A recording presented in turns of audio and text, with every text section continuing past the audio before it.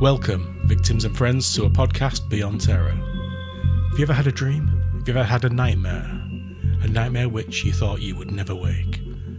Well, joining me to discuss this is my driver and my guide, my friend, Mr. Dave Easy D Middleton. What an intro, Matthew. Yeah, how are you doing, man? How's the crypts going? I just can't get over that intro. That was wonderful. We're alright, wasn't it? Yeah, the crypt's okay. It's kind of wintry at the moment in the crypt. It is winter in the crypts. It is winter in the crypt. Winter is come. Which you get past, like, the winter has come. Yeah, awesome. Literally. And you get, like, the Halloween over with.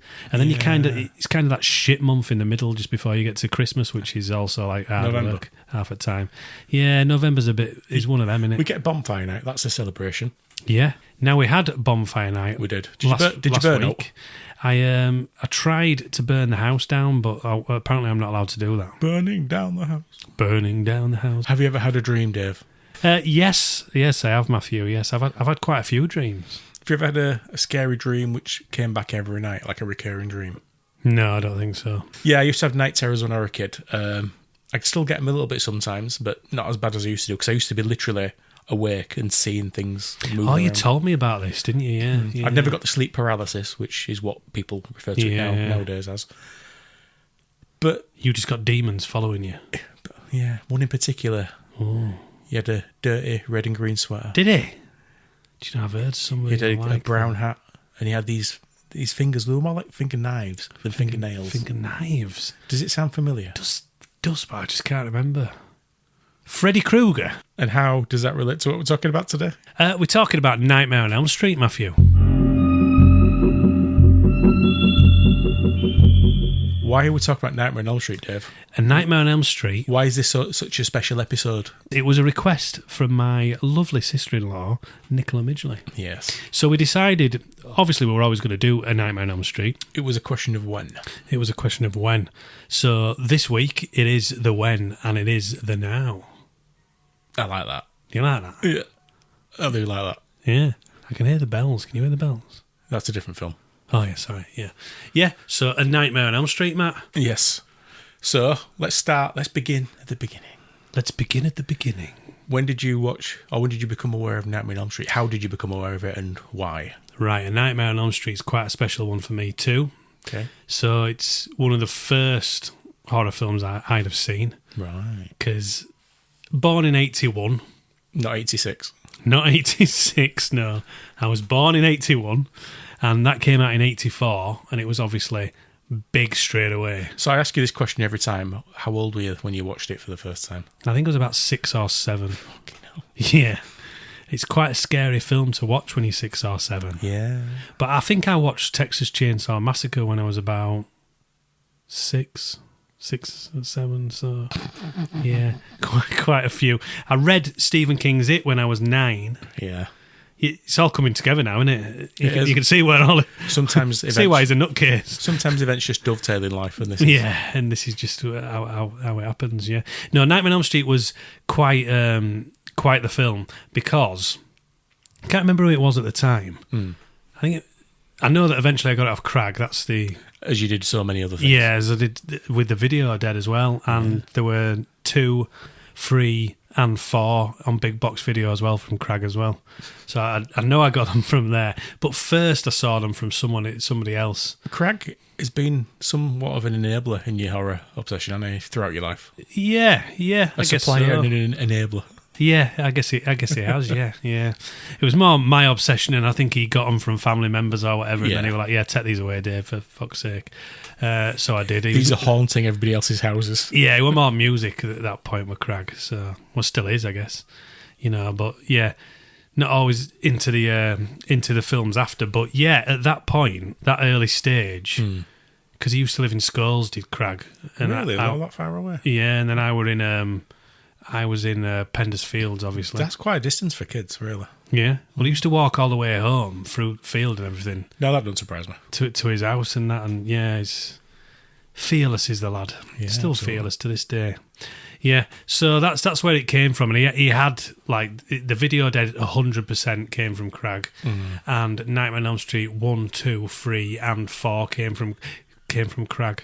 But I'd seen it before. I remember getting it from a kid. I think it were a kid at school, or it was somebody in Crossgates. I can't remember the name of the kid. Yeah. Could have been Bowden, to be fair. Danny Bowden, the legendary Danny Bowden. Yeah, Danny Bowden's first mention. Yeah, it could have been Danny. Danny used to hoard everything, so he had all the Aerosmith tapes and Really? all the stuff. Yeah, he was awesome at Danny's. I've probably still got a few of his CDs. Sorry, bro. He might want them back. He probably does.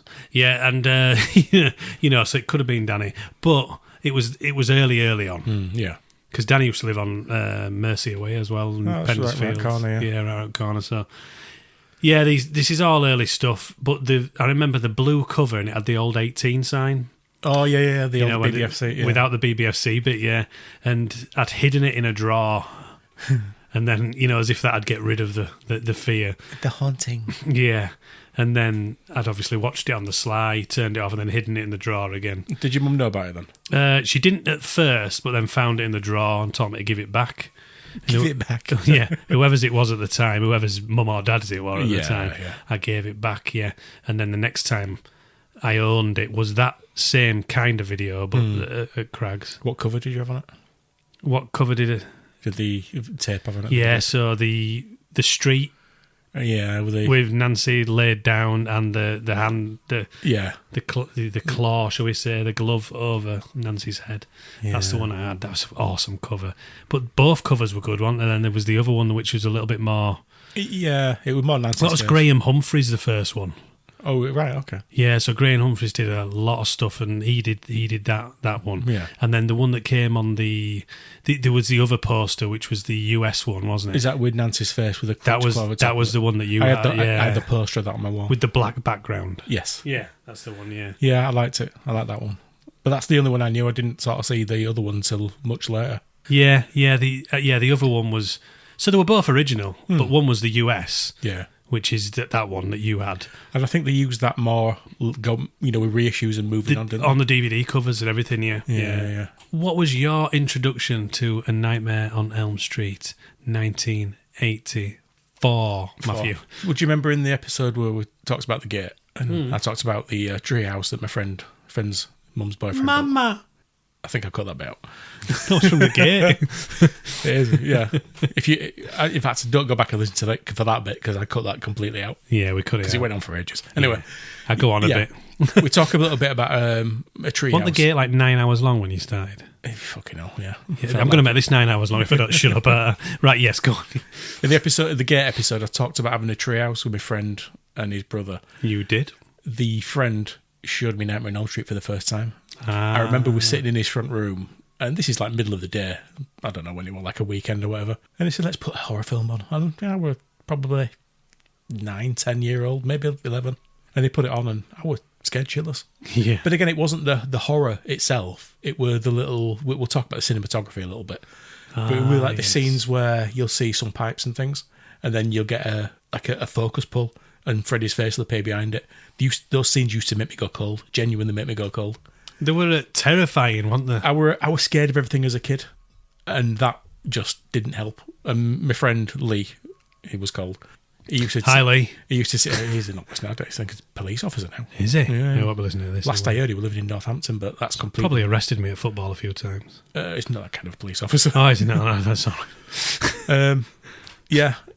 So edit that out, Matt. Might do, might not. We'll see. I'm leaving that in. We'll see what. But yeah, he showed me that, and he just fucking took the piss out of me afterwards because he would do things like we'd be climbing trees, and he'd be looking into somebody's garden, and he'd be like, "Oh, I can see through the living room. I can see Freddy Krueger." And it was a bully, and it was scary. Not really. He just thought he would try to toughen me up because I'm a bit of a pussy. But do you know what? When Lee was in bed on a night, he will have shut himself as well. No, he didn't give a fuck. He thought it was funny. Definitely not. He just thought that shit was funny. Right. Whereas me, I were a little bitch. And he knew I had to walk past the house on my way home from his house because he lived literally round the corner from me. So he was scaring you on purpose. Yeah, but it were all in good fun. It wasn't malicious. It wasn't malicious. No. That's all that matters. You don't want malicious. Yeah, but yeah, he showed me that for the first time, and even though it scared the shit out of me, I watched it again several times because I'm a fucking idiot. The first one was more terrifying than the others that we will speak about. 1 and 2, I think, for me. Yeah, 2's quite dark in its own way, yeah. but it's also got comedic themes. Yeah, The first start of them, but like the pool exploding scene budget. and stuff. Yeah, but like the pool scene in the second one is just ridiculous. I mean, if you think of that on a violence scale, it's kind of "You are all my children now." It's kind of it's dark, isn't it? Mm. But yeah, I mean, back to the first one. Just an absolute masterpiece. I think by the time I were about 11 or 12, I'd watched it about 8 or 10 times. I can't remember when I had my own copy of it. I've got it on 4K now. Yeah, don't surprise me. I've only got a 4K ready TV, though. It's like one of those HD ready ones. Is it where they like the upscale it, but make the picture a lot smaller? Yeah, it's just not. Yeah, you just get the fucking things at the side. It's like, it's almost like created so that you'll buy one. You've got like a 52-inch telly and a screen size of about 4 inches. Yeah. But it's in ultra high definition. What is that TV? About 52, probably a bit more. I don't know. It's probably... It's big, isn't it? I was getting my tape measure out. It's a big TV anyway. Yeah. I'll have to find something to measure it against. But the one downstairs that's the one that's downstairs that's slightly smaller is a better quality TV. It's weird, that, isn't it? Yeah, it's strange. And I think that's an older TV as well. A lot older, but it's just really, really... It was, cutting edge at the time, but it's lasted the test of time. But yeah, it's a great film. It is. It's wonderful, isn't it? It's become a bit of a cliche to say one of your favourite horror films is Nightmare on Elm Street. Yeah. But it is what it is. It's so influential and it's such a milestone film. I mean, you name certain ones that are perfect. There isn't that many that are perfect. This is a perfect one for me. Halloween's perfect. Halloween, yeah. Yeah. I even like how they did the first Friday the 13th. I thought that was clever. Yeah. Again, quite original, wasn't it? Yeah. Texas Chainsaw Massacre is perfect. Do you think this were... thinking about like Friday the 13th. It's in that. Halloween, Friday the 13th and this one were sort of like... I might be wrong about this, but were they like some of the first films that gave you the evil guy's backstory? Yeah, I guess so. Yeah, so... yeah. Because like Rosemary's Baby... It's That's the devil. Devil in it. Yeah. You don't get his backstory and find out why he is like he is. But with Halloween, you never find out on Hellraiser why they are what they are. They just are. They're just psychopaths. They just are. Yeah. Texas Chainsaw Massacre. He's just a fucking nutcase. Yeah. Well, actually, Leatherface is just what he is. That's just how it's the rest of the family that have made him. But like you see, like Jason Voorhees really. later on. You sort of get his backstory. And, yeah. Even in the first one, you get his backstory. Because Mrs. Voorhees is saying, "Oh, you left him alone and he's drowned whilst they were." So you sort of get you get a backstory. You don't get an explanation or excuses. You get a reason. Well, Michael Myers, there isn't a reason really, other than he's a nutter. Because he's a kid at the beginning. It starts with him killing his sister. With the clown mask, yeah. With the clown mask, yeah. And then he's obviously sent off. But you sort of get a bit before the psychopath sort of thing. If you know what I mean, as much as it's fucking psychotic anyway. Yeah. But before he was like an adult psychopath just killing for the fun of it. Yeah. And you get a bit of that. A bit of a backstory. You get a bit of that with Freddy Krueger as well.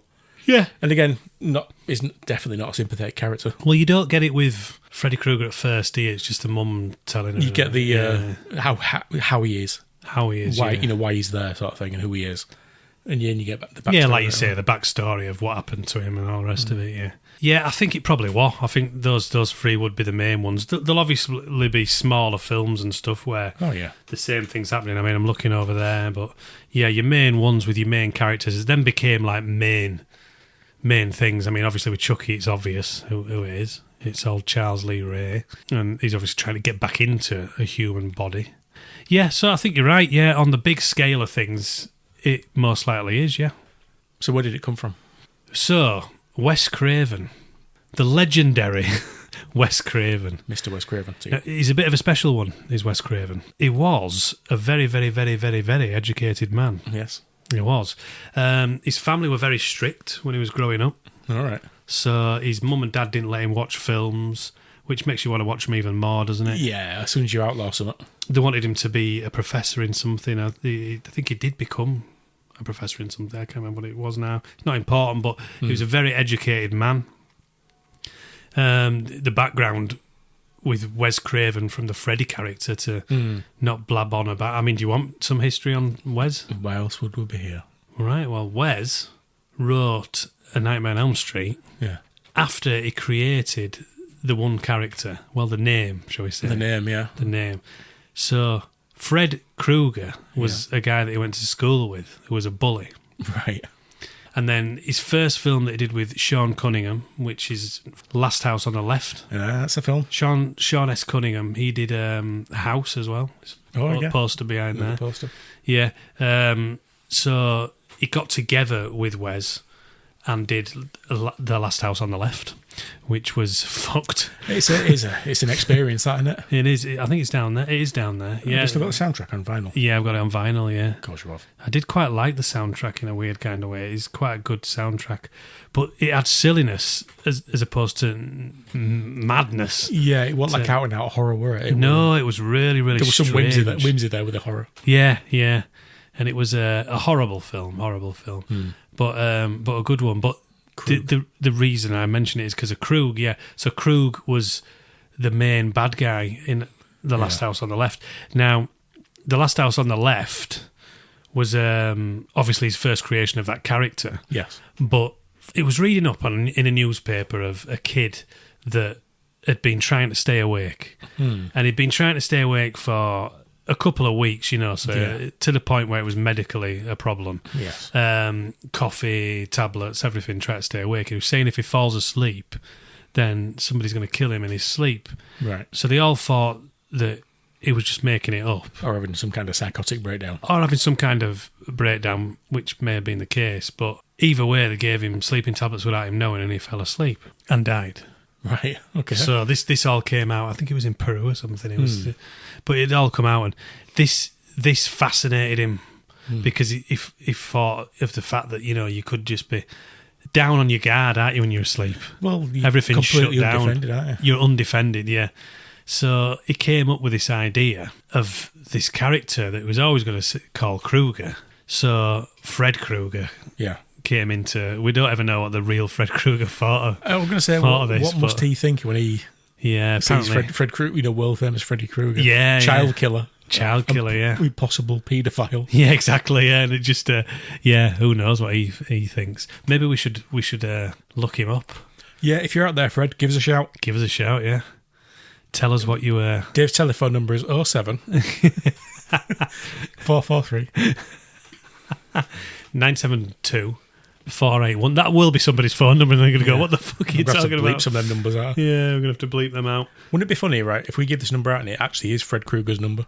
This is Fred. Fucking hell, it is. It's Fred. Yes. Leave a fucking message, bitch. So there's another way that he finalised the character. Yeah. Is he was looking out of his bedroom window one night, right, and this guy's walking past. And like when you get a spooky vibe off somebody. Yeah. So this guy turns round, he's got a hat on. He doesn't say that it's a fedora or whatever, but he says it's a hat and a red and green sweater. Looks up at the window where young Wes is looking out the window and gives him one of these horrible smiles. Fucking hell. That makes him, very scared. Yeah. So he shuts the blinds and Fred Krueger is born. That would stick with you. Would stick with you, that, wouldn't it? And it's amazing that that's something that sort of stuck with him to the point where he made it into the most famous thing he ever did. Yeah. That's great, that. I mean, when he was trying to get the idea going for A Nightmare on Elm Street, nobody had taken it on. And he got a small company, tiny company, you've never heard of them, New Line Cinema. Who? Exactly. Nobody's heard of them at all. Absolutely not. Which are now absolutely massive. Yeah. Robert Shea. Remember Robert Shea? Yeah. So Rob Shea is the owner and operator of New Line Cinema, and he decided to take a long story short. After everybody else had given up on it, nobody else wanted it, Rob Shea decided to take it on, but he did mask the paedophile bit. Yeah, they cut some that was in the screenplay. They cut some of the molestation out of They it. did, yeah, and they just did child murder. Listen, Fred, you can murder bad. him. You can murder him. You just can't have sex with him first. Yeah, that's the thing. Or second. So things were changed. Yeah, things were changed. I think it's probably a good decision in retrospect. It probably is. I don't think he would have been as well loved a character had he been molesting the kids as well. This is a weird thing we've spoken about before. Let's put it in perspective. It is so bizarre that Freddy Krueger has been adopted as much as he has. Toys. He's a child killer. He murders children. The toy thing is the weirdest thing of all, I guess. Possibly more, but let's just stop at child murder.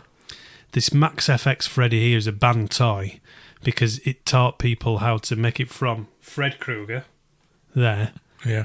into the burnt Fred Krueger and do all the effects for what it is.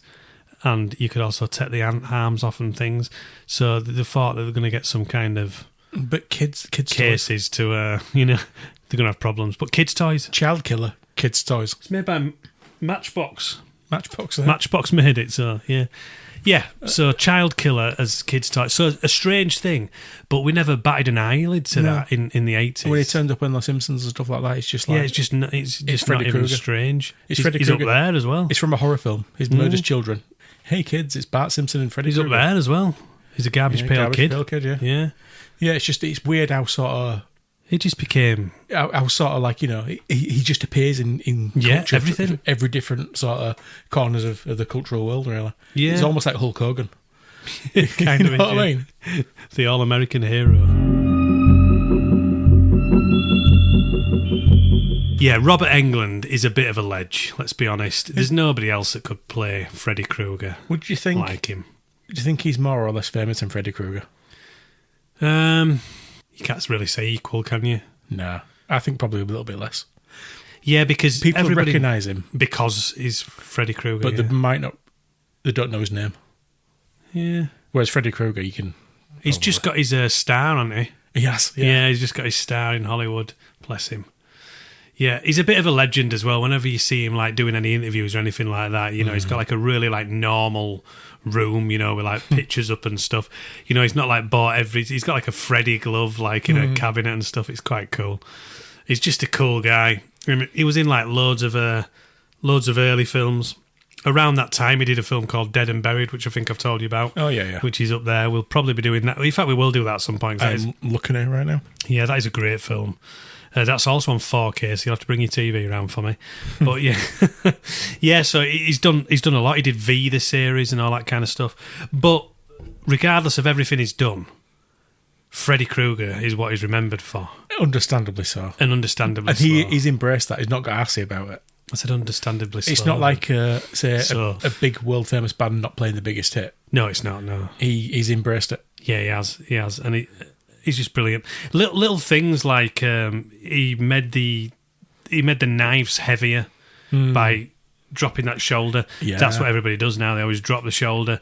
Robert Englund came up with all these things himself. Just to make the glove look Yeah. heavy. That's clever. His claim it was just to make the glove feel heavier. Yeah, well, look heavier. Sorry, to us.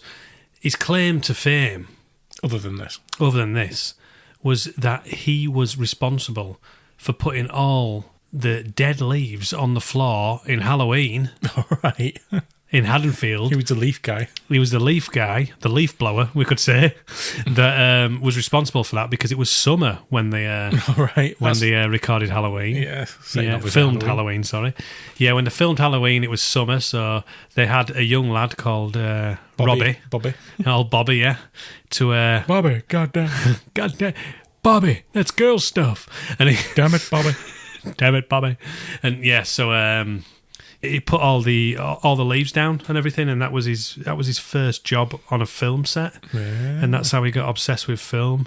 And eventually he would become, well, not even eventually, in 6 years after that. Yeah, it's not long after. He would become Freddy Krueger, who is now a phenomenon. Can you call him that? Yeah, absolutely. I mean, there's figures up there. There's a Super 7 over there. There's the Max Effects. There's big dolls.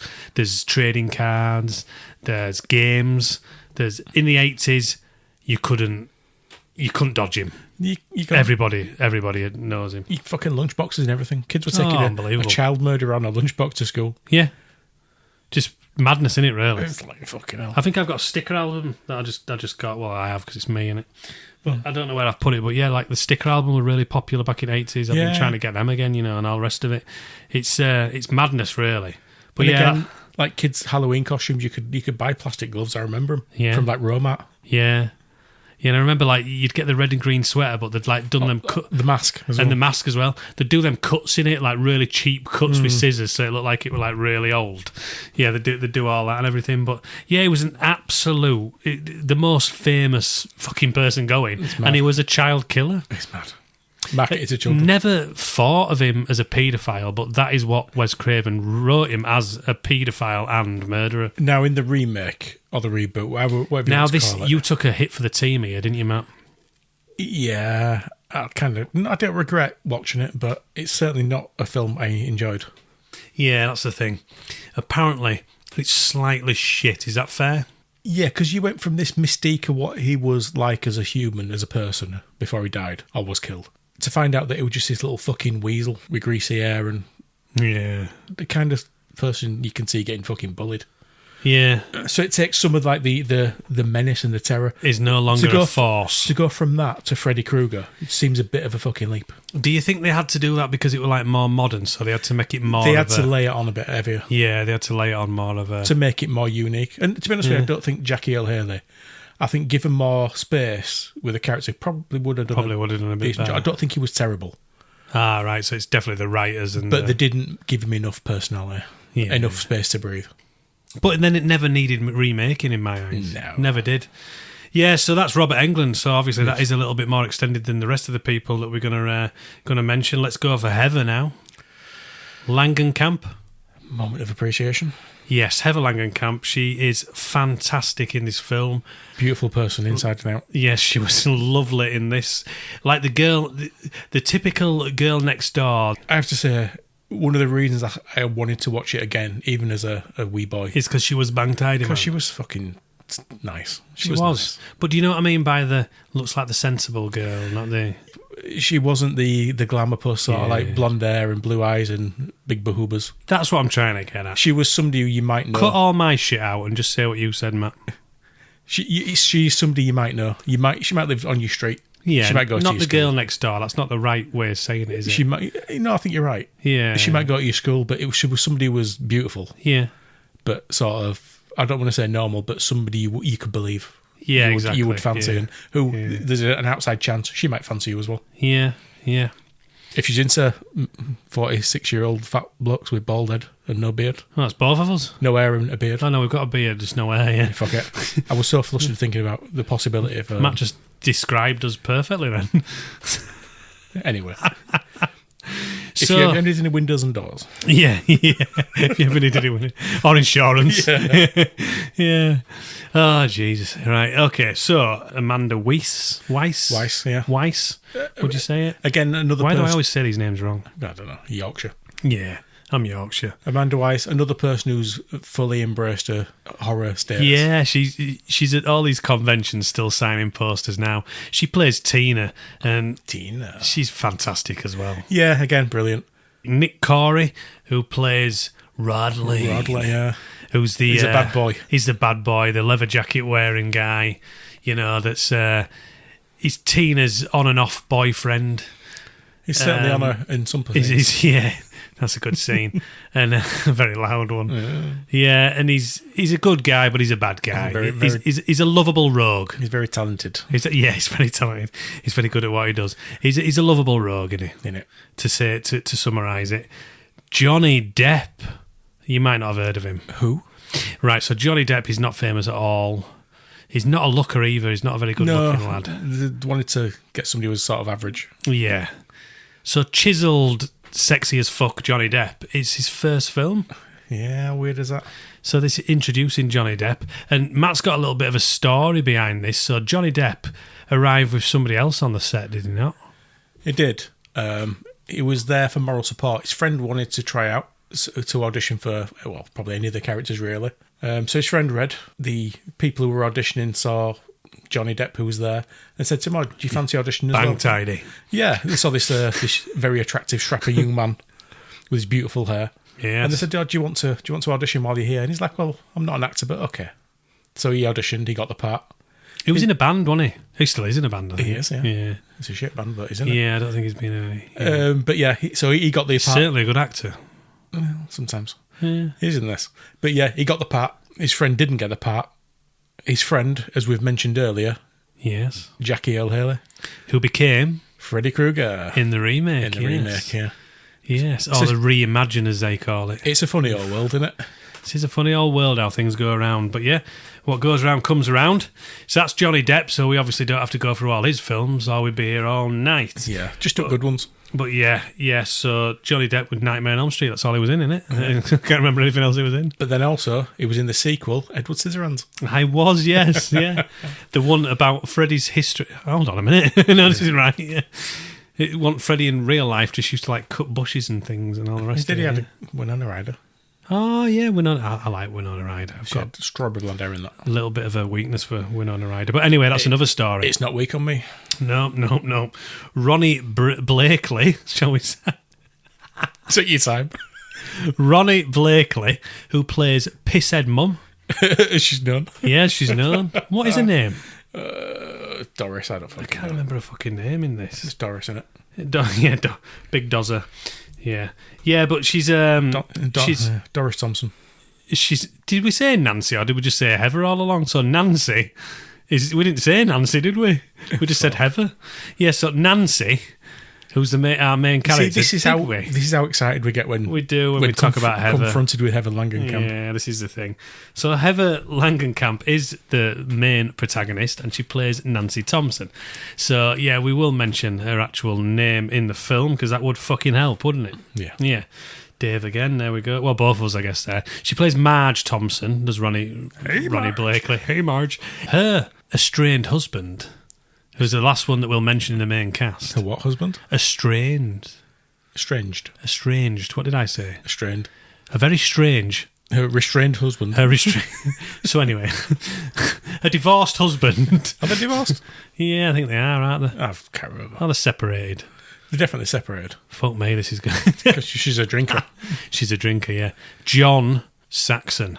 Yeah, John Saxon. I mean, this guy. John Saxon's done all sorts of shit. I mean, one of the greatest films ever made, Cannibal Apocalypse. Have you seen that one? As I say, John Saxon's done all sorts. Yeah, a lot of films Dave's got in his collection. Yeah. No, seriously though, he's got a proper back catalogue. Yeah, this man has been in over, was it something like 400 films or something? Yeah. He's been in a hell of a lot. Enter the Dragon? A hell of a lot of films. Enter the Dragon, yeah, he was in Enter the Dragon. Enter Dragon? Enter Dragon. Enter Dragon. Leave Dragon. Dragon dies, gets sucked through a door. Is that the trilogy? Yeah. Yeah.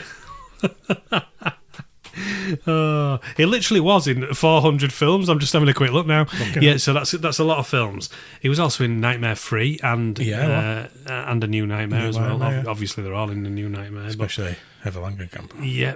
Nancy. Yes. I think she got more attractive as it went on. Yeah, I think you're probably right. He was in a film called Nightmare Beach, was John Saxon as well. That's where this beach like sucks people up.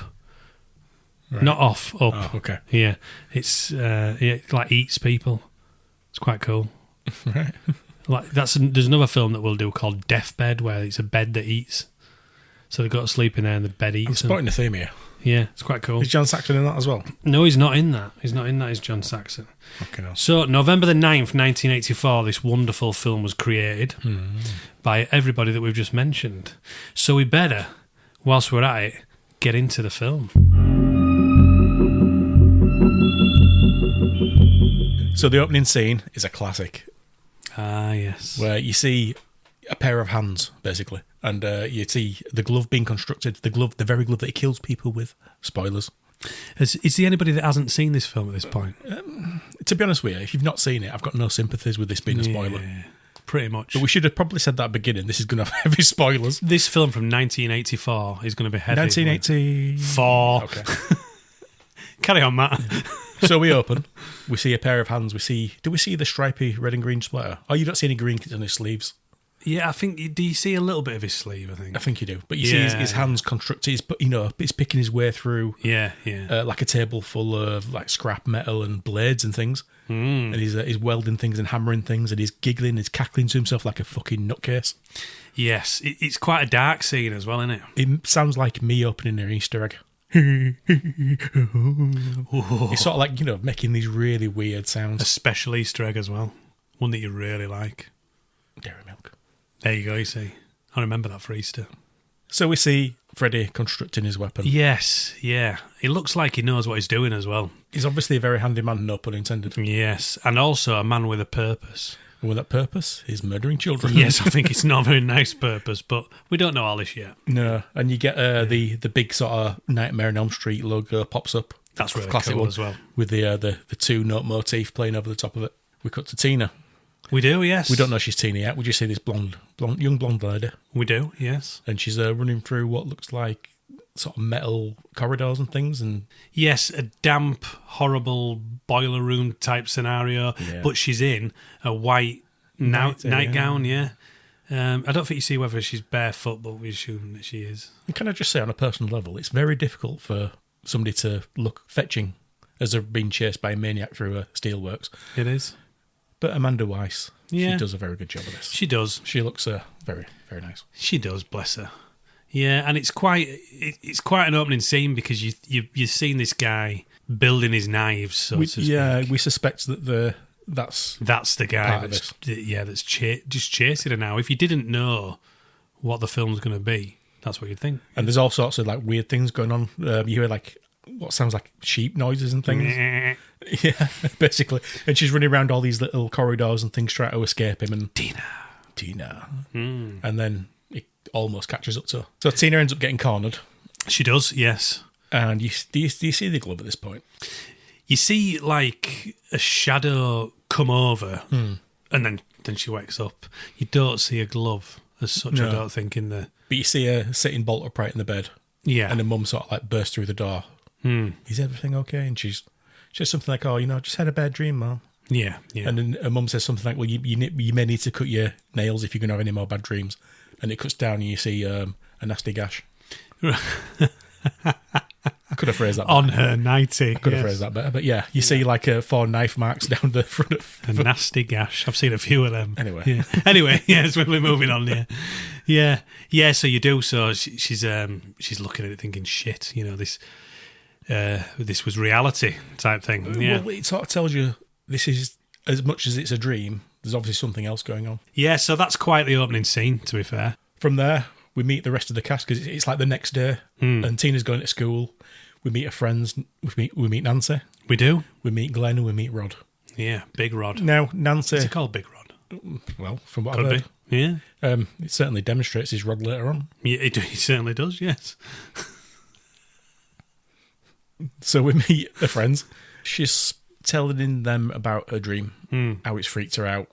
She mentions that her mum's out of town, so she wants Nancy and Glenn to go around to keep her a bit of company. Bit of company. You get a little bit of the personalities. Nancy's obviously a supportive friend. Glenn's sexually frustrated because he's going out with an absolute fucking fox and she won't put out. Yeah. And Rod's just a fucking bad boy. Yeah, he's a likeable bad boy, isn't he? Yeah, I think he's a kid with problems. Tina makes some comment about how he can't fit her name on his rod. Yeah. Yes. But it certainly... Oh, does she say joint? Joint, yeah. Yeah. But he certainly fits something on it later on. He certainly does. So we cut to that night. Yeah, we cut to that night. And it's going to be a good one. Tina, Nancy and Glenn. Yeah. They're in Tina's house. Glenn's lied to his parents because, staying over with 2 young ladies. Genius. Probably not something again. His parents would have been particularly happy about. No. So he's got a plan, hasn't he, Dave? He has got a plan. He's got a tape where he's going to pop this into the ghetto blaster. Do you remember Ghetto them? blaster, yeah. Yeah, do you remember them? Or as Bjork calls it, a ghetto blaster. A ghetto blaster, she'd call it, yes. It's always so quiet. But anyway, yeah. My little ghetto blaster. More to life than this. Anyway, carry on. There you go. It's Matt's beautiful voice there. You see, you don't hear that every day. Copyright, Bjork. Copyright, yeah. He's got a ghetto blaster, puts a tape in it where it's supposed to be like an airport type scenario. Yeah, it's like a sound effects tape. Like a sound effects tape. Only thing is, it's obviously off some action film from somewhere, so you start getting like skidding bikes and screaming and gunshots and everything. And whilst this is going on, Nancy's trying to... She's trying to help. She's trying to help. But she's not being particularly helpful. She's not, no. She's like fast forwarding, rewinding. So his mum's figured it out. Whilst pissing themselves laughing. Yeah. It didn't go very well. So he just says, oh, sorry, Mum, I'll call the police or whatever. And then that's that. So Yeah. But they have a conversation about Tina's dream again, and Nancy sort of mentions that she's had a dream. Glenn looks up in a way that suggests that he also has some kind of dream thing going on. Yeah. He doesn't say as much. In fact, he actually says the other thing. He says, you can't have both dreamt the same thing. It's impossible. yeah, but his face tells a different story. Yeah. Yeah. They start to hear weird noises like scraping sounds. You know, like the nails down the blackboard sort of thing, which is, yeah, the very sounds that we heard earlier during Tina's dream. Yes. And it's the sound of metal scraping down something. So they go outside. Johnny Depp takes the lead here. Yeah, so Glenn's job is to be the man of the house. Now, Glenn's not the biggest fella you've ever seen, is he? No. If he were coming at me, I wouldn't be overly concerned. He's a little fella. He's a little fella. But good for him for sticking up for the ladies. Exactly, yeah. Yeah, which we'd all do. He starts making comments, doesn't he? Like, Hoping that it's a cat or something. hoping, kitty, kitty, kitty, and all this kind of stuff. But it's not a cat. It's not a cat. Because he sort of turns round as if to say, well, there's nothing here. And then Rod just fucking jumps on him out of a tree. And Glenn shits down his legs like he would. He does, yeah, he does. Bless him. Bless him. Yeah, so Rod's taking the piss, obviously. In his hand is like... It's a barbecue fork. like a barbecue fork, isn't it? Yeah. And he's been scraping it down the glass. Yeah. Because he said something, he makes a comment about, it's just something I learned from a dream or Yeah, something. learned from a dream. Which you again sort of find out that maybe he's having dreams as well. Yeah, it's kind of putting it in there, isn't it? You know, with each one, like little points, like Glenn looking up and all this kind of stuff. It's very well written because it's Wes as well. But yeah, speaking of putting it in there, yeah, exactly. We cut to the night crime scene. Rod Parent- and Tina are Parental sharing. advisory. Rod and Tina are sharing her parents' bed Yes, they are. Yeah, because very loudly. Yeah, so Rod's obviously figured out that the mum's not there, so it's bing bang bosh. Glenn obviously thinks, I might get a little bit here, but he ain't getting any. Nancy's not giving him out. So Nancy goes to Tina's room, and Glenn is on said sofa. Banging one out. Yes. Well, he actually doesn't, does he, to be fair on him? He's not too bad. All right. He's not like looking through the keyhole or anything like that, banging one out. Well, You know, he's, not that we know of, not that we see. we don't see. Yeah, maybe he did. Rod and Tina are having the loudest sex you have ever heard. I say ever. You know. I mean, yeah. All right, quite loud sex. Yeah. Let's put it that way. They're not being quiet. To quote Richard Pryor, they fucking. They are definitely fucking. Yes. Yeah, so you obviously get Nancy and Glenn in different rooms at that point. And there's a really cool thing with Nancy as well, isn't there? She's laying in bed. The crucifix falls off the wall. So she looks at the wall, moves the crucifix to the bedside cabinet. Yeah. And then they do this sort of effect where it looks like there's somebody leaning through the wall, like a face and some hands. It's really good. It's really good. It's almost like stretching through the wall, but not breaking through. And it looks really cool.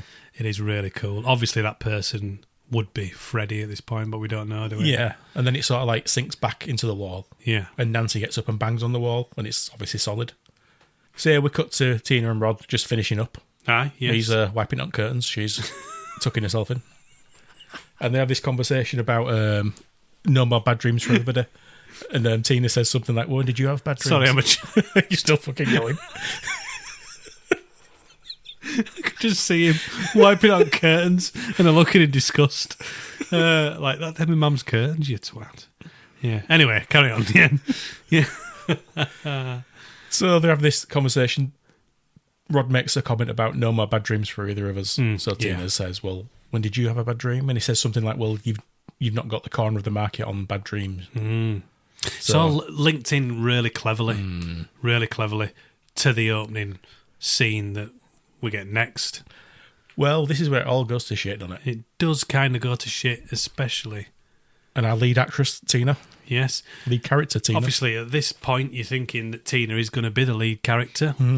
It's not going to be the case. They do the old switcheroo. They do the old switcheroo. Yeah, it's quite a good scene, really. It's quite. I mean, it looks like she's woken up and somebody's throwing stuff at the window, but it's not the case at all. Obviously, she looks round at Rod as well, but she doesn't wake him up. No, he's passed out from sex, isn't he? Yeah, well, he is. Yes, he is very tired. Always a nice sleep after a good shag. You know what I mean? So I can't fault the lad. Only problem is, it's all going to go shits up for his girlfriend. In it. Yeah.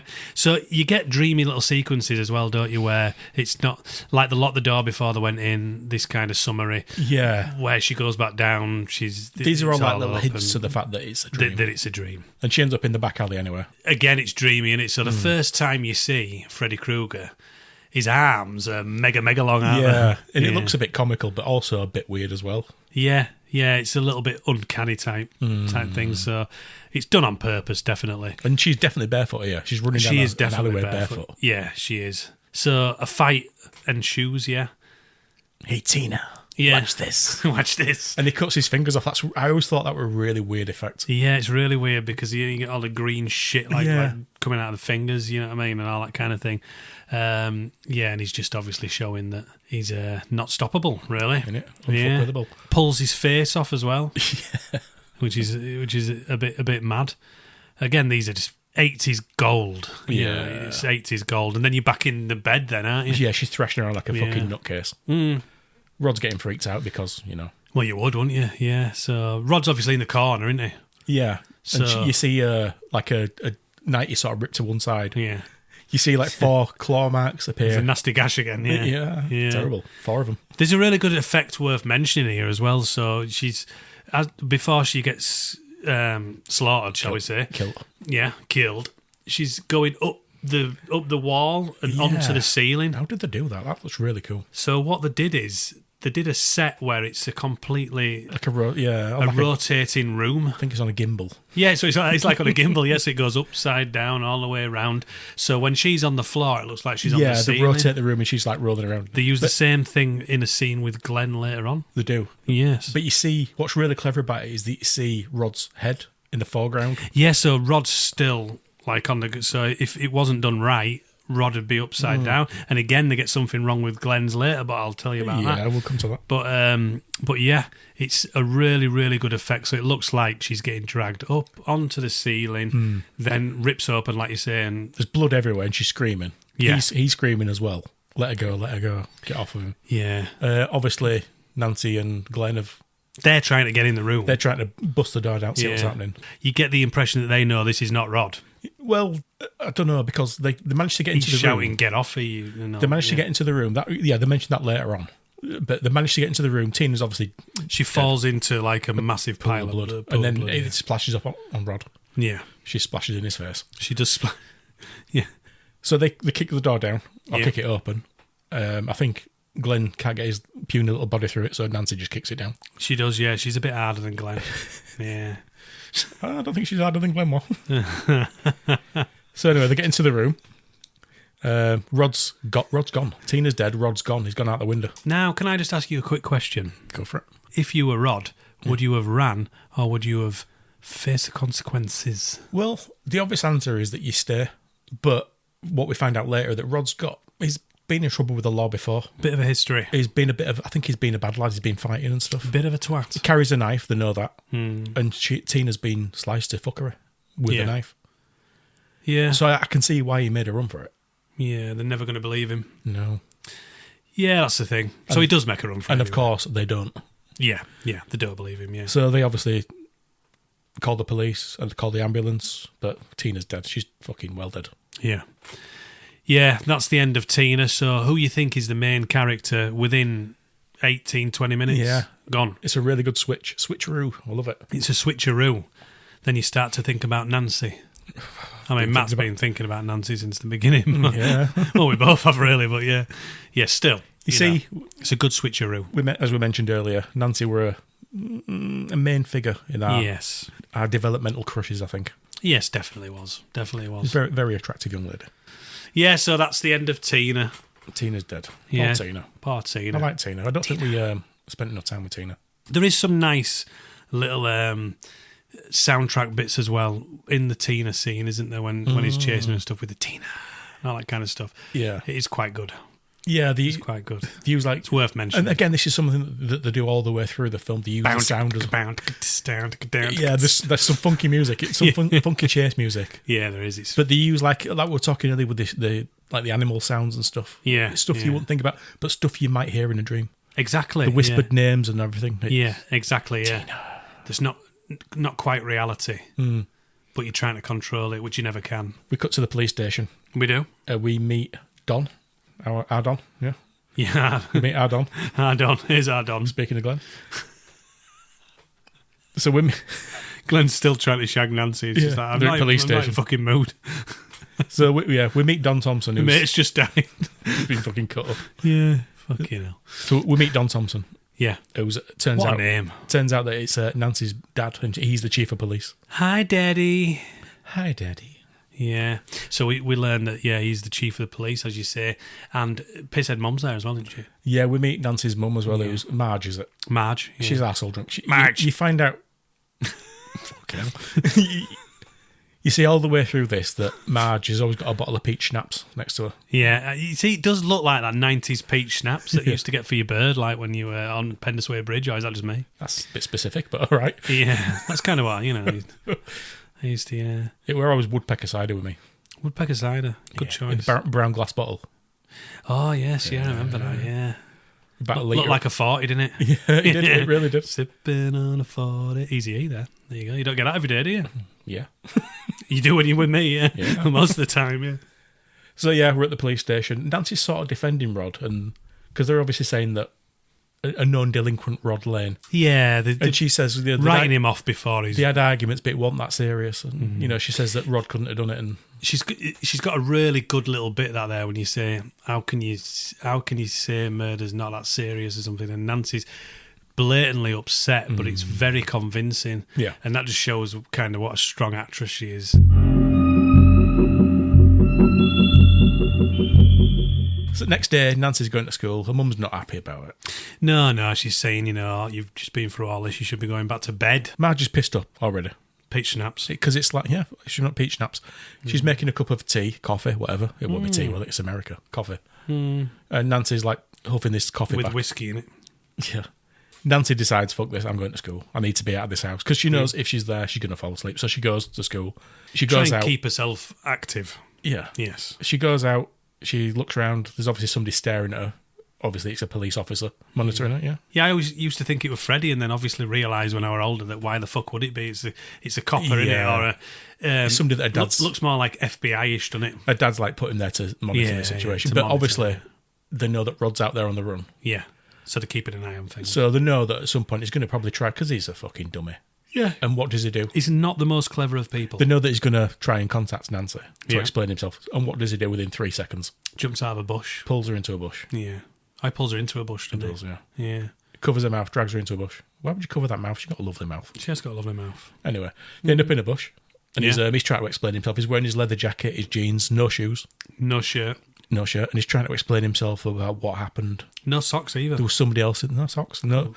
So he's explaining himself. He's trying to explain what happened. Yeah. It was like somebody else was there cutting her. All these cuts just appeared. Yeah. And then Nancy's like, well, how could that be? And he's getting a bit arsey with her. He raises his voice, and who pops out of a bush? Don with a gun. And he sort of points his gun. He What does says, he say? I'm warning you or something. yeah, and Don says something like, easy, son, move away from her, like your ass depended on it. Yeah. So he makes a run for it out John of the bush. Saxon, ladies and gentlemen. John Saxon. Saxon. So he makes a run for it. Don pulls his gun and points at him. Nancy jumps in front so he can't shoot him. Ah, yes, yeah. And then, but anyway, it's too late. Oh, Cause, God damn it, you stupid fucking child. He doesn't say that. no, he doesn't. It's implied, though. No. And Sound like Pennywise then. that's another episode.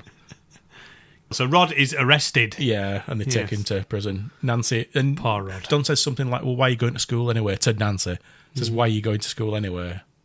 And she just storms off. She fucking sees her ass and storms Sees her off. ass and goes to school. So even after all that's happened, she still goes to school. Which turns out to be a mistake because she has a bit of a funny turn. She's in an English literature class being taught by.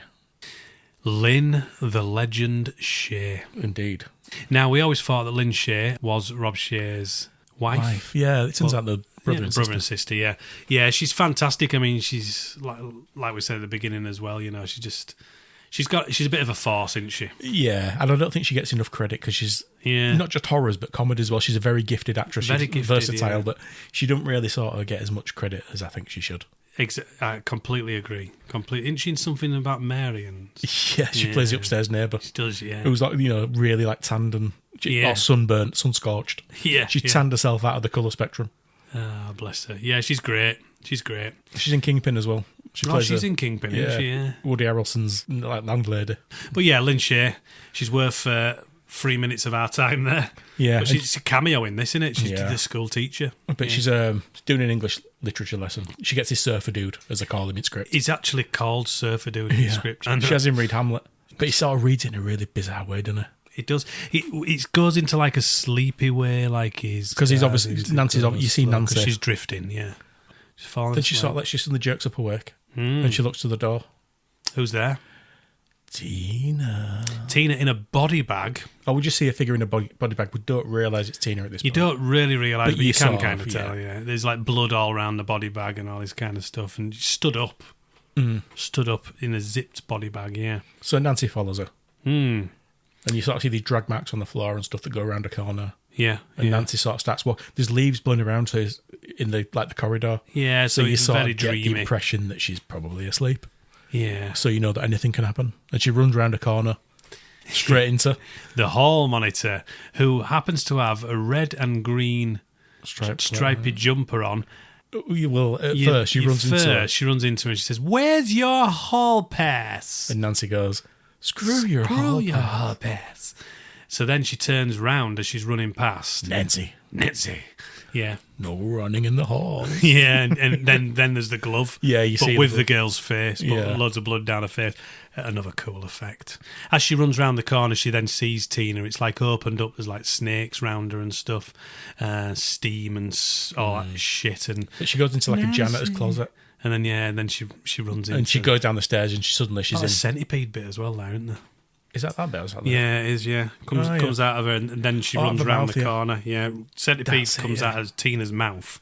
And then as she runs around the corner, it looks like she's in a janitor's closet, like you're saying. It turns into this big boiler room again. Yeah, and then that's just when the drummer kicks in. Yeah, there's a really funky drummer playing a part on this, as Nancy's been chased around. You can tell we're musicians, can't we? Yeah. This whole thing's very reminiscent of the opening dream sequence with Tina. Yes, very reminiscent of it, yeah. Except it's Nancy, and you get these, my favourite bits. It's not so much like the blood and the claw and everything that always scared me as a kid. It would be things like the little dissolve. You'd see like some pipes in the foreground, but then the focus would pull, and it'd focus on something behind it, and it'd be Freddy's eye looking at you. Or his face. Yeah. You get like a brief glimpse of him, and then he'd move. And I always thought that was really creepy. Yeah, it was. It was really good cinematography. Yeah. Yeah, it's really cleverly done, so it'll blur out, and then you'll go to another, and then you'll just see him in the corner. And if you look carefully, like on the HD one, it looks even fucking better. Yeah. Where usually you'll get 80 stuff now, and it doesn't look that good on the HD, but this looks fucking great. Yeah, it's a really good scene. And she's obviously trying to run from him, but she can't, because it's a dream state. She's just running in a circle in this. So she ends up backed into a corner. Backed into a corner, yeah. And he's getting which is closer. Similar to the. And Tina. And you sort of like he scrapes his claws along there. Yeah. And she realises she's got to work herself up. She's got to do, yeah. So she puts her arm in a pipe. Yeah, there's a massive steaming pipe next to her. And not in a good way. Steaming pipe. Speaking of Rod. Sounds a bit wrong, doesn't it? Yeah, so she sticks her arm on there, wakes up screaming in class. Yeah. Completely freaks the fuck out. She leaves. Because I think she's had enough by this point. And she goes outside and she's sort of upset with herself. Then she looks down at her arm. She's got a burn mark on it, Matt, yes. Genius again, I'd say. I mean, these set pieces are like, you wouldn't look the other way or check your phone or whatever when you're watching this film. Still to this day, it grabs you and doesn't let you go. This is the difference between modern filmmaking and old filmmaking. Yeah. Modern filmmaking, to me, a lot of the time feels like rushed. You're waiting for the next jump scare. Yeah, you are. Yeah, you're killing time waiting for somebody to jump out on you. You could almost fast forward to the next jump scare, where if you've got a good story like this, everything matters. Pulls you in. Everything matters. Every scene. Yeah. But like recently, modern films, horror films, there's no psychological element to it. It's all jump scares. So you're killing times waiting for somebody to jump from behind a door. Yeah, exactly. Anyway. No, but it's good though, isn't it? Yeah, it's good. And, genius writing, you know what I mean? Yeah. So Nancy from there, she decides she wants to see Rod. She wants to figure out whether the same thing's happening to him, because she doesn't think at this point that it's happening to Glenn or there's any kind of link. So it's about going to see Rod. So yeah, she goes to the jail to see Rod. Rod sort of explains that in a bit more in depth about what he saw that night and what happened. Oh, he explains about his dream, what he'd seen with the knives and the stripy jumper and stuff. And she gets sort of freaked out. She starts backing away. Is God. She gets freaked out and she starts backing away. Yeah. And he says something like, do you think I did it? And she's like, just shakes her head and says, no, I don't think you did it. But then she leaves straight afterwards, so... I don't think you did it, but I'm going to throw you under the bus. But no, I'm fucking going. Because she's obviously freaked out because, she's just seen Freddy Krueger. There's not a lot she could do, to be fair, for Rod. He's pretty fucked to this point. So she goes home. She has a bath.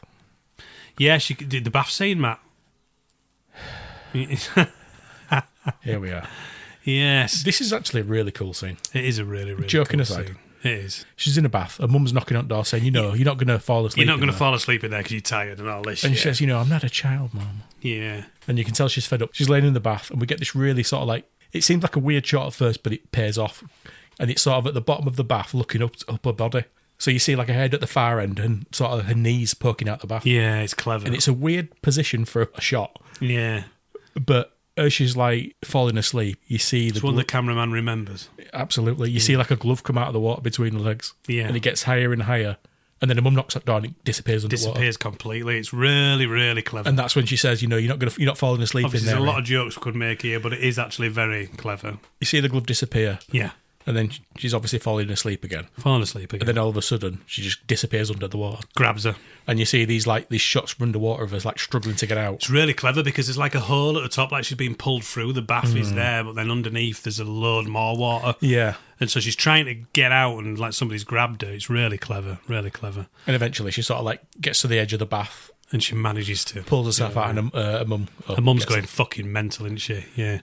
Trying to get in the door. Gets in the door and then she's just like climbing out, isn't she? Yeah. So she obviously wraps her in a, bathrobe and shit. Oh, I just slipped, Mum. Yeah, slipped getting out of the bath or something. Yeah, so she wraps in a bathrobe. Yeah. And then Nancy's sort of like rifling through the bathroom closet looking for anything that'll keep her awake. Yeah. Stay awake pills. There was one called Stay Awake or something, isn't there? And then there's like to really push home the fact that yeah, this is what exactly. she's doing. Yeah. Coffee, caffeine, pills, and all that kind of stuff. Yeah, yeah. It's time for her to stay awake. So Nancy's trying to stay awake. Yes, She's got Glenn over because he lives just opposite. Yes, and she wants him to just essentially watch her while she sleeps. All he's got to do is watch her and not fall asleep, Matthew. Yeah, that's very important, that instruction. Do not fall asleep. There is the one thing that he must not do is fall asleep. Well, there's probably a couple of things he's not allowed to do, but that's the one very important instruction. Very important, yeah.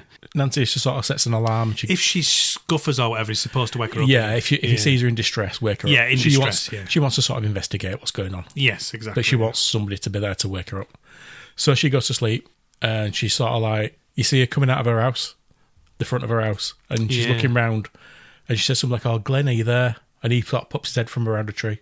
Yeah, which means that he'd be a fucking sleep, doesn't it? Probably, yeah. Because he's in the dream. So, yeah, that's a bit of a weird one. Yeah. So anyway, she's sort of walking around. She should be quite angry with him then. She's asleep. It's too late now, she's asleep. Yeah. So she's walking around, and she sort of ends up outside the jail, doesn't she? Yeah, it's because it's a dream state or whatever. It's quite obvious that it is because all of a sudden she's outside a door, then she's outside the jail. Yeah, yeah, and she looks in. She can see Rod asleep on his little cot. What do they call it? Yeah. What is it called? That I think they just call it a bed. Yeah. I think I'm just using words. He's in his cell anyway. Yeah, he's laying on a bed. Looks quite rested, doesn't he? Blessed him. Well, for now. Yeah. Doesn't end well for him though. Not really. Because we see Freddy sort of walk in, and he looks up at Nancy through the bars, straight through the bars, and he looks up at Nancy and sort of smiles. Yeah, he's the fucker. Watch this. Yeah. And anyway, playing with his food again, isn't he? He is. He kills Rod. He hangs him. He does. Yeah. Makes it look like suicide. Yeah, so he wraps it kind of like wraps all the quilt round him, doesn't he? And then, turns it into a noose. Because that's the thing, if you just cut him to pieces, there's no explanation for that. Yeah, yeah. So it makes it look like Rod did himself to get away from all these charges. Which means that he'd have done it in the first place. Yeah, and it's clever for a serial killer. He is, yeah. The alarm goes off, she wakes up, And she looks over and Glenn's asleep and she's really fucking annoyed. Yeah, I mean, I don't think they could have done anything about Rod, but Freddy was just waiting for her to fall asleep so that he could kill Rod. Yeah. That's the main... But anyway, they make a run for it to police station to try and get to see Rod, and the deputy's there. And he's needs to check on Rod. You need to check on Rod. And they say, no, he's asleep, it's fine, he's in the safest place. So anyway, Dad comes out, they manage to get in to see Rod. Obviously he's hanging from the cell, he's dead. Yeah. He's got him. And that's the end of Rod. Very, very pale at that point as well, isn't he? Well, yeah. Is that what happens then? I have no idea. Probably. Yeah. Because obviously blood's not circulating, so... Yeah. I just think it's very well done, is that? That scene's very well done, you know what I mean? Yeah, so poor Rod's... that's Rod done. And we see Rod's funeral. We do, yeah. You don't get a teen funeral. Yeah, that's weird, that, isn't it? It is strange, yeah. I always thought... Well, I always thought, and then I thought, well, it's because it's so quick in the film. You know what I mean? That you don't. But yeah, maybe there should have been a teen funeral as well. But there's a bit where they're talking outside, and I think a mum mentioned something about professional help or whatever. Yeah. So they take her to this sleep disorder clinic. Yeah, she's explaining what they've seen in the dreams, and that this guy is killing people in the dreams, but not saying who it is or what it is. Yeah, and they just think that she's lost it a little bit. So obviously stress is getting to her or whatever. Nancy's mum takes Nancy to a sleep clinic. They sort of put her in a bed, wire her up, and just let her sleep. And you can see them watching her as she's sleeping. Yeah.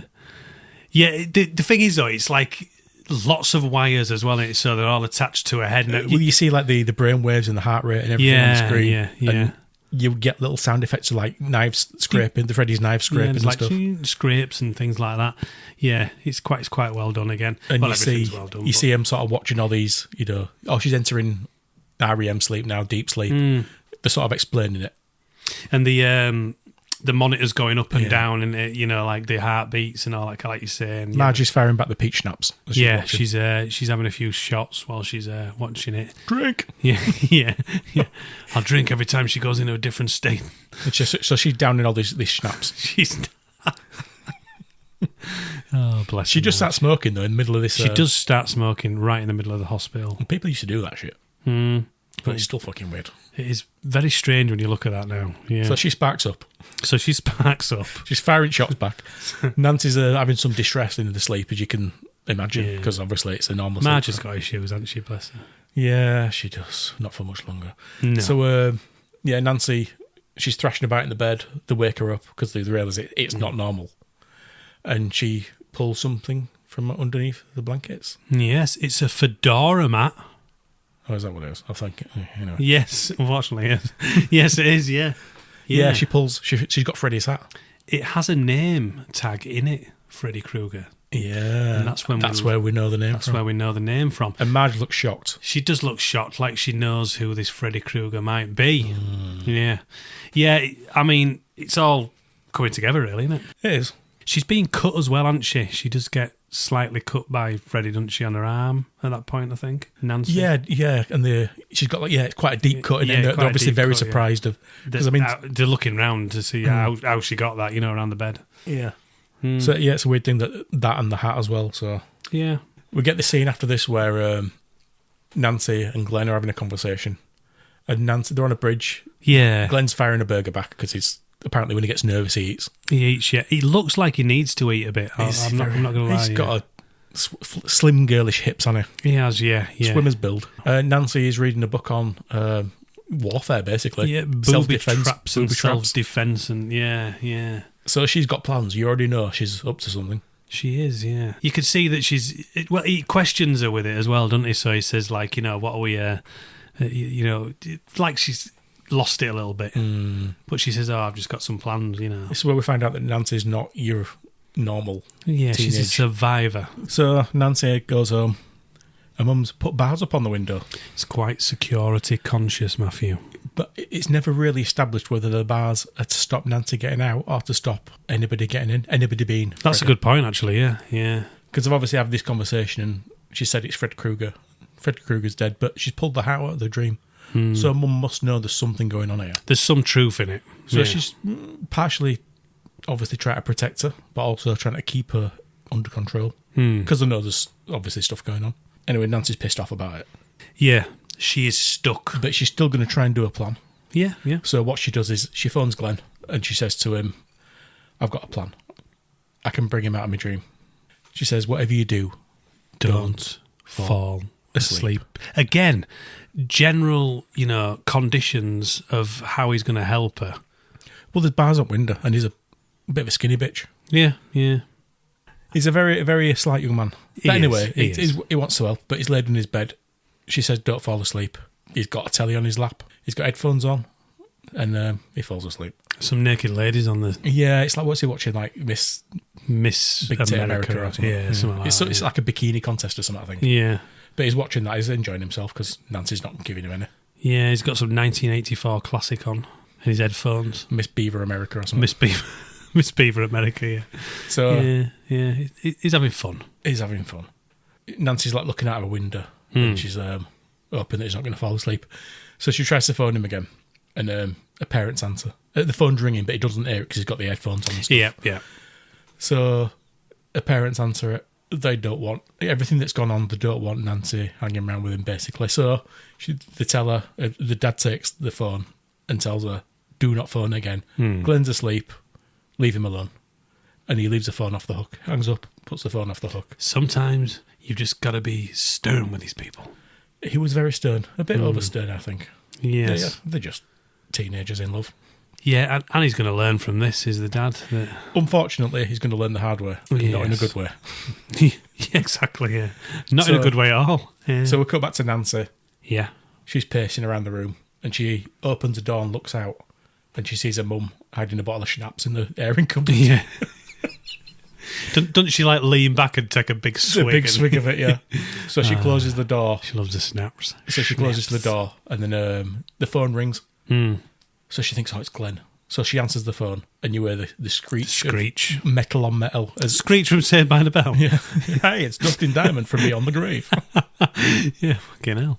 Yeah, you hear the screech of metal, yeah. Yeah, the thing that Freddy does is scrapes his claws down metal, and it makes a screeching sound, like nails on a chalkboard sort of thing. Yeah. And that's what she hears. So she slams the phone down, rips it out of the wall socket. And she's like, shit. So she wraps it up, throws it on the bed. And then she goes to open the door again and make sure her mum's gone, because she's going to try and sneak out. Yeah.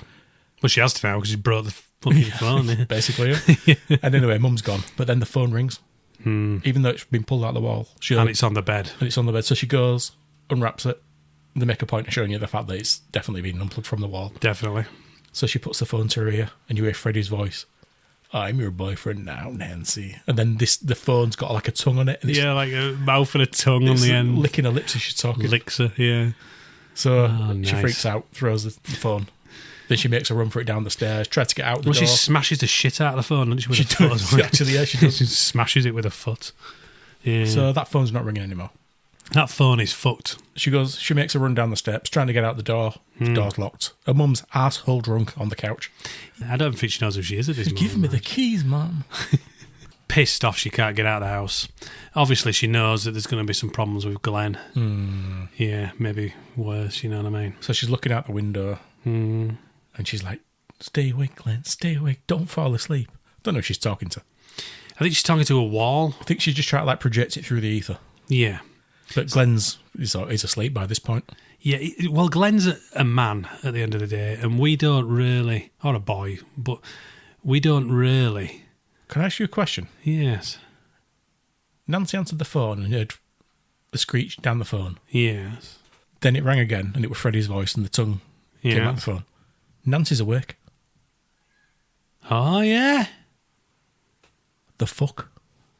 Freddy has come through already. You just wrapped that. I like it. Freddy has come through already. Yeah. You know what I mean, though? That's true, actually, yeah, because she's if Nancy's not asleep... I've never even picked up on that. It literally... Or is it because she's so tired? No, she's fully awake. Because they do this thing in the remake where they have micro naps. Oh, yeah. Because they've been so long without sleep, the brain, for a few seconds, will fall asleep. Yeah. So and I like that idea, where Freddy sort of can get to them while they're sort of awake almost. Yeah. So is that what's going on here? It's not really explained, but Maybe that's what it is. Maybe she's so tired that she's having a micro nap. Yeah, it's a strange one. That's just occurred to me. But anyway. It's a good fucking point, though. Anyway, it's not made obvious. We cut to Glenn. Glenn's is dead. He's for it. He's laid in his bed. Yeah. You see the arms come up, or one arm come up, don't you? And grab him, and he goes through a hole in the bed. He gets sucked off. Literally through the bed. Yeah, and then what comes out is a lot of blood and guts. Yeah. Yeah, and they use the same revolving room trick. There's a lot of blood comes out of this 6 stone little dweeb, isn't there? There's more than 8 pints in there. There's definitely more than 8 pints there, yeah. Yeah, they use the same trick, but they do make some mistakes on this one. So on the left-hand side, you can see that the light is is the wrong way around, and a little bit the bedding as well, can't you? It sort of hangs upwards, doesn't it? Yeah. Because obviously everything's upside down. Everything's upside down, really, yeah. Yeah, there's a lot of blood and guts coming out of Glenn. Glenn would be fucked. I think that'd be the fairest thing to say. Glenn is now in liquid form. Liquid form, yeah. Yeah, Glenn's a drink now. Glenn is fucked. Yeah. That's a technical term for it. He's dead.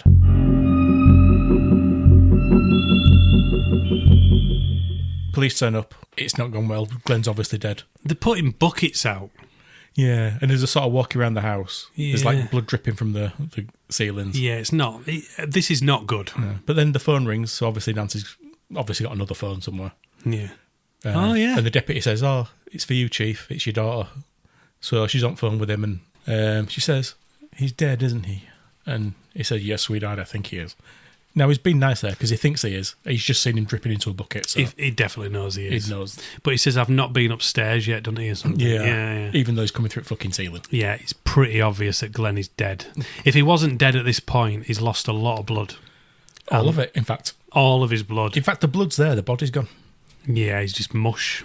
And as we were talking about before, this is the only kill that Freddy gets, which can't be explained by You can't explain it, no. Because like Tina, you could say that Rod killed her.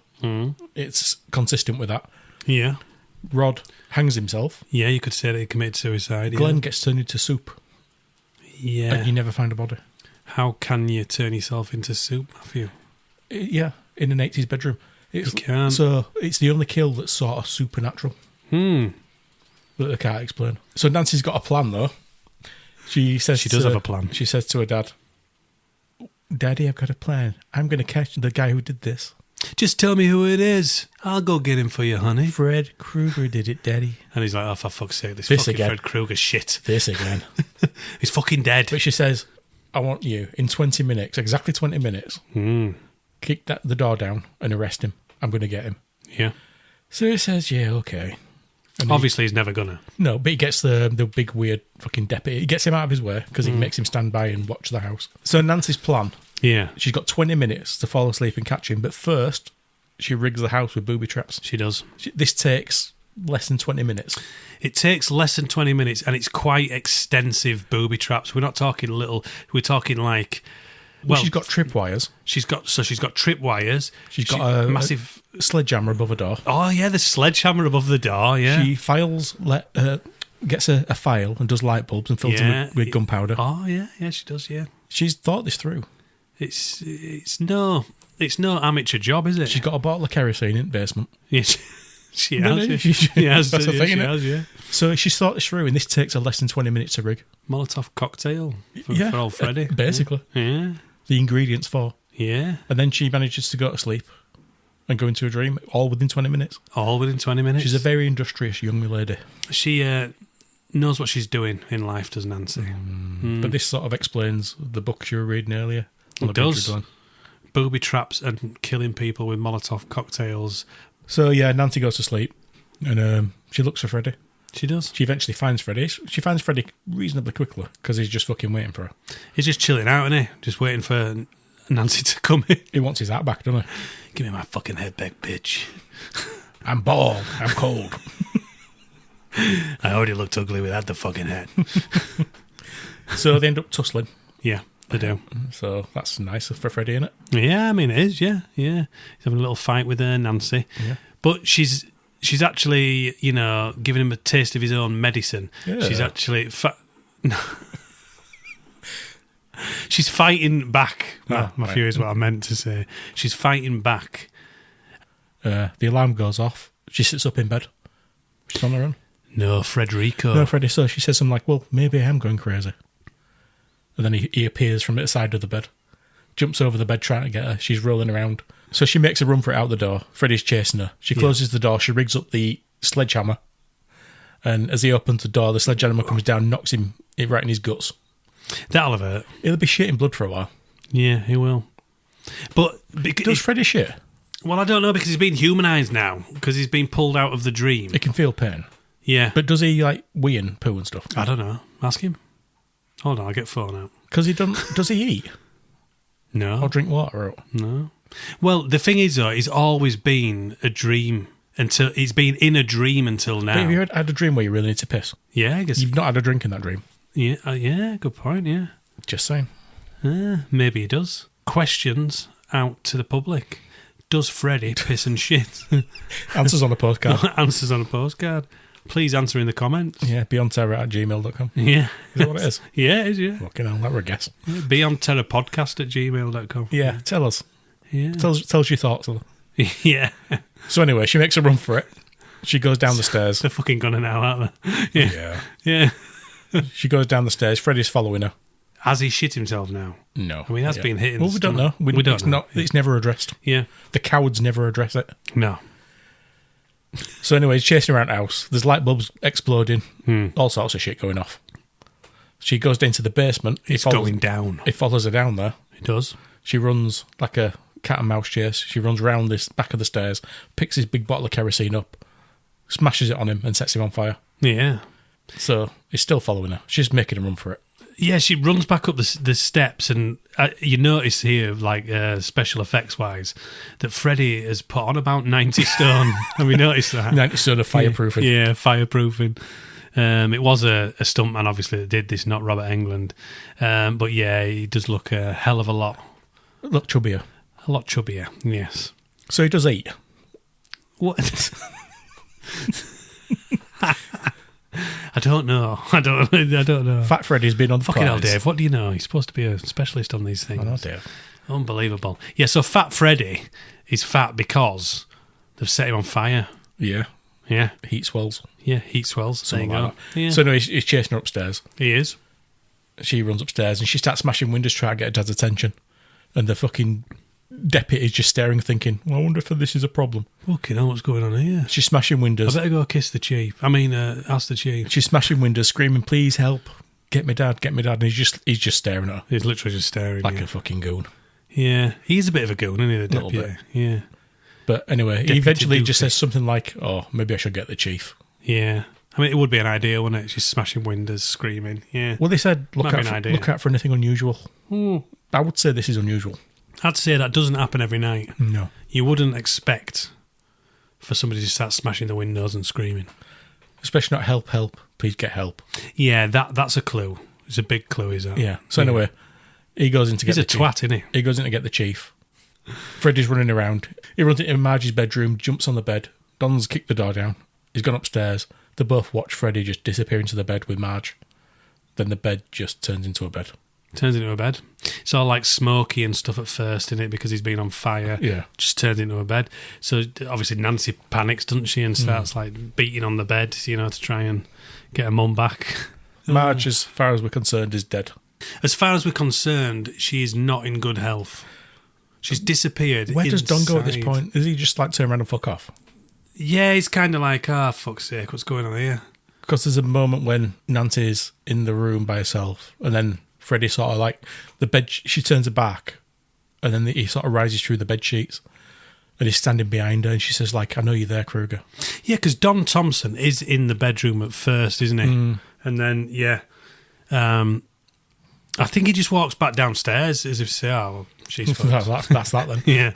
Nancy's standing in the room by herself, and she turns her back on the bed, and Freddy rises. Give me my friends. Yeah, because she basically says, I know you're there, Kruger. You don't frighten me anymore.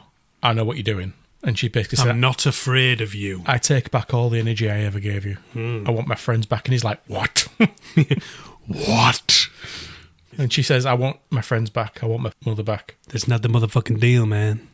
And then she just... She doesn't say that. She goes walking away. She does.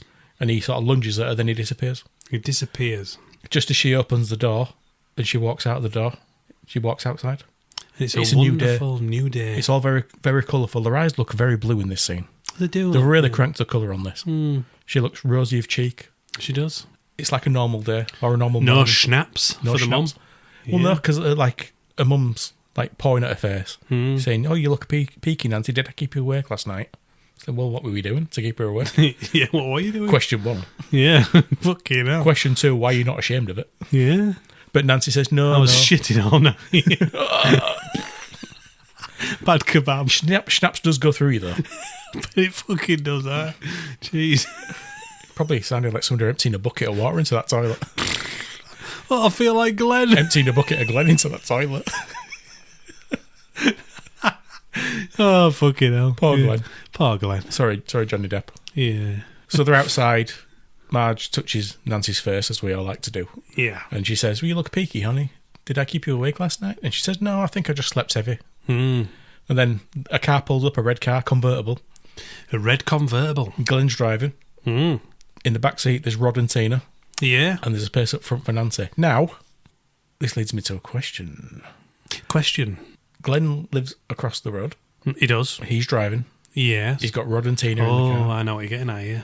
Has Glenn driven over to pick Rod and Tina up first? Yeah. And then come back for Nancy? That won't make any sense, because he'd have picked up Nancy first and then gone and got It'd make more Tina sense. and then gone and got Rod. Because they literally live across the road.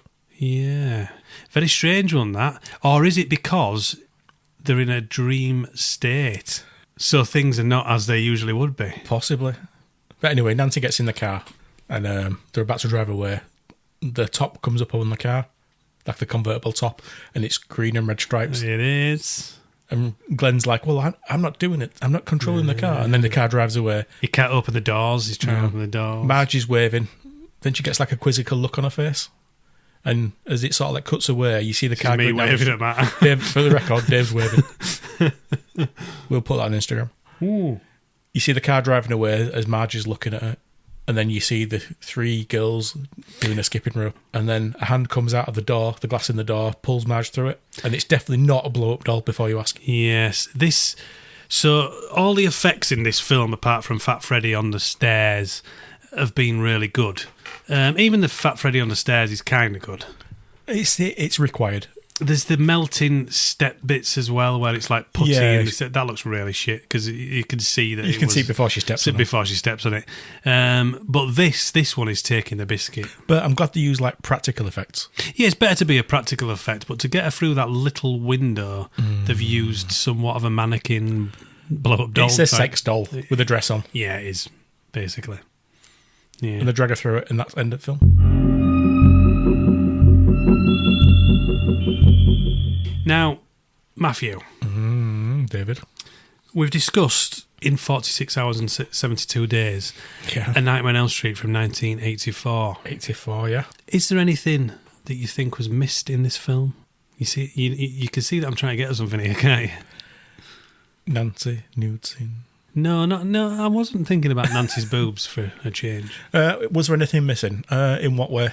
We needed more Lynn Shay. Yeah, okay. You thought I was going to come out with some really like revelation. Yeah, I was thinking, well, what is it? Is it, yeah, more establishment of... cut that shit. You carry on. Fred Krueger as a character. No, Lynn Shay's great. We could have done more. She could have played Mum. Yeah. Actually, yeah, that would have been really good. Yeah, because Marge was pissed all the way through it. Yeah, but are you saying that's the actor? Or? Yeah, I think she was pissed all the way through it. Didn't even know they were filming. She's proper going for it, yeah. She's like, hey, what the fuck are we doing again, Wes? Yeah, tell me when you press play. It's a classic of its genre. It's brilliant. Yeah, it is. It's brilliant. We will be covering all of the main films. But which is interesting because how they managed to leave the ending to lead on to other films. Yeah. Because I can see why they did what they did with the ending. I'm not a fan of it, getting dragged through the door and that. I think if they'd have driven off... As it's placed, doesn't it? I think if they'd have driven off... Yeah, I think if they'd have driven off and the roof would have come up and that were it, I think that would have worked just as well. Yeah. I think with Marge getting dragged through the doors a little bit comical. It might have been even more creepy. She's just waving. Yeah. And then gone.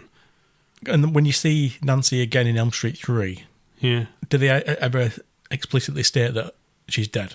No, they don't. Right, because obviously, like, her dad's in it, Don's in it. It's actually been a while since I've seen 3. I don't think they do. No.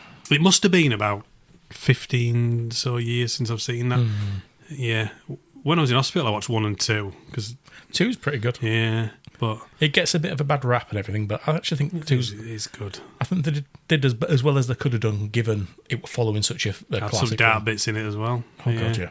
Like the dance scene on the bed. But anyway, we can get into Hold me, baby. Drive me crazy. Touch me All night long. In a creepy voice. Oh, yes, exactly. Yeah. Yeah. So anyway, Nightmare. I think there's not much you can say about it, really. It is, whether you like it or not, it's a classic of the genre. It was influenced by the things that came before, and it was just such a huge influence, even today.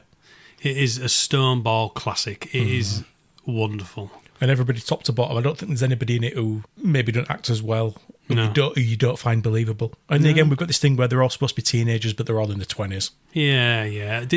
I mean, that's an 80s thing. Yes, it is. I mean, to be fair, it was a 70s thing as Oh, well. God, yeah. Yeah. Well, look at Carrie. Yeah, exactly. You know, John Travolta as a high school student. Yeah, 28-year-old high school. So you know what I mean? You can... Halloween. You're able to, Yeah. You're able to suspend disbelief. Yeah, you are, yeah. Well, let's do it. Let's do it. Hold on. What? Whoa. A little bit forward, Dave. Well, you can't get out of there. That's true. That's true. Are we going to do the scores on the doors, Matthew? We should do. So, Yeah. who's going first, you or me? You are going first. Okay. Nostalgia, Yes. as established, I watched this when I was a kid. Scared the shite out of me. Had a massive, massive crush on Nancy. I thought what were you going to say then? Which, no, unfortunately not. Although I watch it in hand. Yeah, Nancy were a formative crush on me, and she's the only reason why I watched that film a second time and then a third time, and why I ended up getting used to it and not being scared by it and actually enjoying it as a film. And for that reason, it's getting a solid 5. 5 for nostalgia. Fuck yeah. Oh, yes. Because it takes me back. It takes me back. I can watch it, and I think it's a great film as it is. Yeah. So I think in terms of it being a film, it's going to be a 5 again. 5 and 5. It's getting a solid 10 full mark 10 for me. out of 10. Or 5 out of 5, depending on how you look at it. Well, 5 out of 5, 5 out of 5, 10 out of 10. Film-wise, 5. Film-wise, Yeah, I mean, nostalgia 5. I don't think there's what you can put in that film that would make it better. But I think if you take anything out of that film, it'll be less of a film for it. Yeah. In terms of, like, the scripts. If they'd have made Freddy a massive nonce, I think it would have been it to its detriment. Yeah, I don't think it'd have lasted, the test of time either. No, I think it'd have been too shocking. Yeah. You know what I mean? At the time, it'd have been a video nasty, a banned thing. And you wouldn't have got all the toys and things. No, and it most wouldn't have. that, It wouldn't have sort of been part of the cultural zeitgeist as much as it has been. Yeah. So yourself, Nostalgia 5. It's one of the first horror films that I saw. It's one of the original ones that got me into horror films. It's one of them that linked me back to mates from back in the day, from getting the copies of it and all the rest of it. Bowd and Crag, all of them. And it's just an original film to me. It's probably is the first one. yeah, That I saw around the same time, Pet Sematary and stuff. Obviously, there's some fucked up shit but this was like the original that started the craze for me, I think. So it's 5 film, no issues at all. Now we're going to say 4.5 because of the stairs and the Fat Freddy but no, it kind of adds to it now. yeah. Because like these days, they would do it all with CGI. Yeah, they and would. it'd look shit. I mean, they have done it with CGI, and it looks shit. Yeah, exactly. Yeah, When you see in the new film, when you see like human Freddy burning, yeah. you don't think, "Oh shit, he's burning." No, This looks amazing. yeah, This looks so realistic. You just think, yeah, yeah. You just think, fuck yeah. off. Oh yeah, he's on fire. Whereas that, it's impressive because it's a stunt and it's practical. As much as you can see, he's wearing a big fucking fat mask Well, yeah, exactly. Yeah. and about 4 laser padding or whatever. Still trying out there. Yeah, it's 5 stars, no notes for me. 5 stars, no notes for you. Nancy rules. Not the others don't drool. So, Yeah. moving forward, what is the plan for next episode? What is the plan, Matthew? What is the plan? Now, I have 2 options for you for the next episode. Oh, don't put it on me. Well, what we can do is... Ghostbusters. We can, soon, my friend. Be patient. I've got a little 90s documentary type thing that I wanted to do, but we have been discussing, so I think we're going to start with this. Disgusting. We have been discussing something recently about me and you sitting down and watching the new Welcome to Derry It series, haven't we? We have. So what we're going to do, Matthew, is we're going to start with the 1990 miniseries. 1990. Yes, 1990 miniseries of Stephen King's It. So it's first Stephen King on our podcast. And we're also going to discuss in this episode, so it may be a lengthy one, as is this, the novel as well. Okay. So we'll go with the novel and the 90s miniseries. Then we'll do It Chapter 1 at some point, It Chapter 2 at some point. Yes. We'll probably do these all in a row and then end with Welcome to Derry. Sounds like a plan. So that will be another mega episode, probably split over 4 or 5 episodes. Yeah, I think we're going to split it those, out. Isn't it? Yeah. I mean, we could do an entire episode talking about the book, to be fair. That's the thing, isn't it? Yeah. There's so much in everything. You could do that. Yeah. With like every installment. Exactly. Yeah, you could. You really could. Yeah. So I think we'll have a think about it. But the plan is, we'll start with the book and the 1990 miniseries. Then we'll go to It Chapter 1, It Chapter 2, and then Welcome to Derry. And by that point, me and you will have watched all of Welcome to Derry. You need to see Chapter 2 as well, yeah, don't I've you? still not seen it. Yeah, so I apologise for that one in advance if you don't like CGI. But there's some good bits in it, yeah.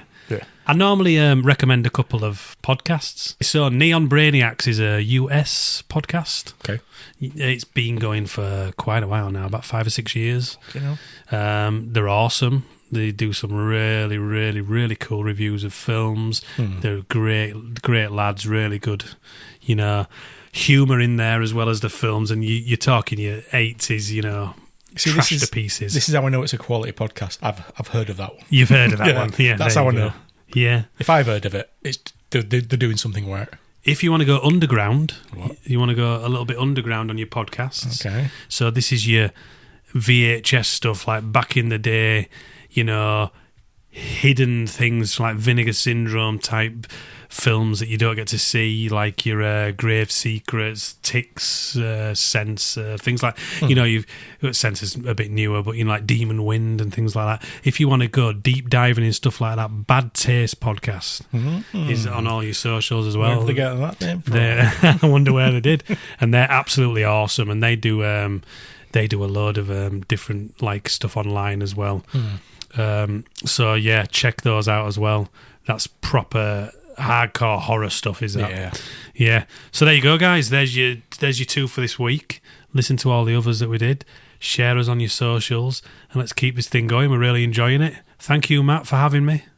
Well, that's not happened yet, but give it time. And we'll see you next time. Joy.